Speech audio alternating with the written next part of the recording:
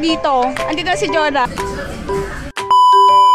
Hi guys, ako na naman to si Zuna at samahan niyo ako sa isa na namang adventure na maligalig kong buhay. For today's video ay nagkaayaan kami ng mga mapapanghe na mag-Jollibee. May isa na naman bata ang na-excite Magpapa-aircon tayo ngayon sa Jollibee kasi napakainit ng panahon. At buti na lang hinatid kami ni Daddy Lo. Si Daddy Lo talaga hindi pumapayag na hindi siya yung maghahatid sa amin kahit saan. Nagkagulatan na lang talaga kami ng ninang Koloden ninyo dahil kakababa lang din pala niya sa tricycle. Siya talaga ang init na init sa buhay na nag-aya sa Jollibee. Ayan ang aya, kabuanan na nga.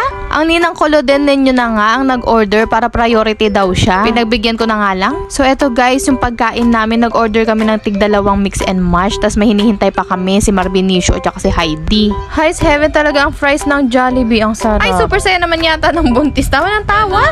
Mangangalok na. So ito yung documentation mo bago ka mangalak. Kumain na lang. No, hindi nyo kinaya. Ilang araw. Aircon lang. Mainit din. Ay, bukod sa pagpapa-aircon mga mima, ito ang second agenda natin, ang magchismisan. At walang ano-ano ay dumating na nga si Marbinicio. 2013 pa lang mga mima ay magkakakilala na kami. College days, ganun. Bye Marben! Ito na nga at hinatak ulit natin ang buntis. Para nga daw priority kasi nga diba buntis. Mga mapanlamang!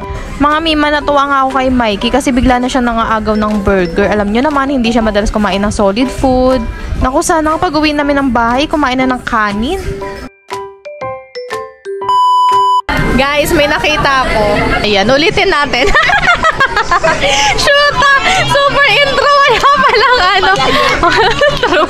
Hi guys, nandito kami sa Jollibee ngayon and meron akong nakitang long lost friend ko. Huy, long lost friend! Ayan, ano siya? Ka-work ko.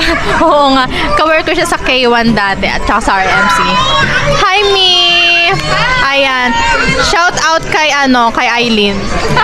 Ano masasabi mo sa kanya? Kanino? Kay Aileen. Kay Aileen, oh. Tara, magkita-kita na tayo dito. Andito na si Jora. Tara na, tara na. O, diba?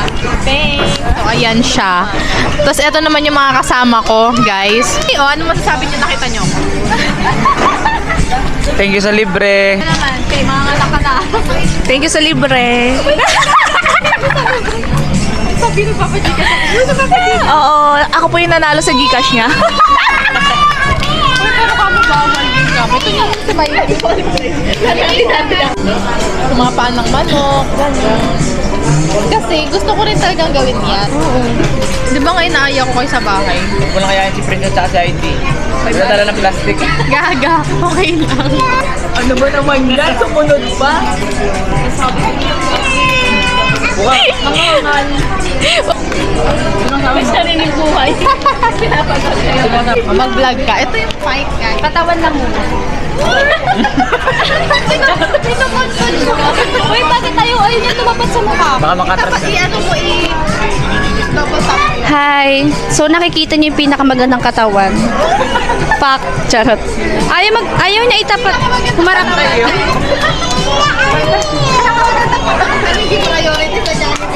So kung makikita nyo, pantay ang tiyan at ang dede. Charot. Hey!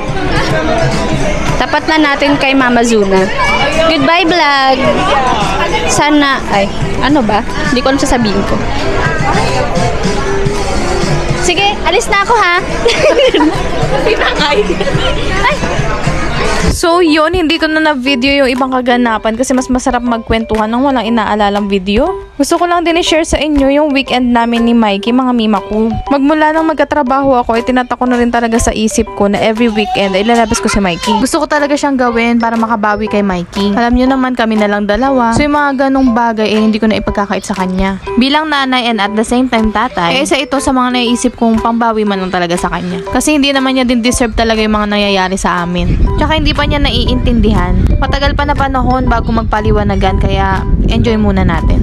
So yun mga mima ko, gusto ko lang din talaga paulit-ulit na magpasalamat sa inyo sa mga talagang nanonood sa akin. At yung mga talaga sumusuporta sa akin. Malaking bagay sa akin yung suporta nyo mga mima ko kasi alam nyo naman, dito ko lang din binubuhos lahat. Sa paggawa-gawa ng video ay dito ko lang din talaga naiibsan ang lungkot. At kung ano-ano pang emosyon na hindi ko nagugustuhan. Malaking tulong talaga ang pagiging content creator ko. Huy! Content creator! calculator! So yun mga mima ko, laban lang sa buhay. Naniniwala akong hindi lang iisang araw mga mima, panahon na lang talaga ang makakapagsabi. Basta payo ko lang ay gumawa kayo ng tama at maging kind. So yun mga ma, sa susunod ulit. Salamat dahil tinapos nyo to. Ipagpatuloy nyo lang yan at ipagpapatuloy ko lang din to. Please follow!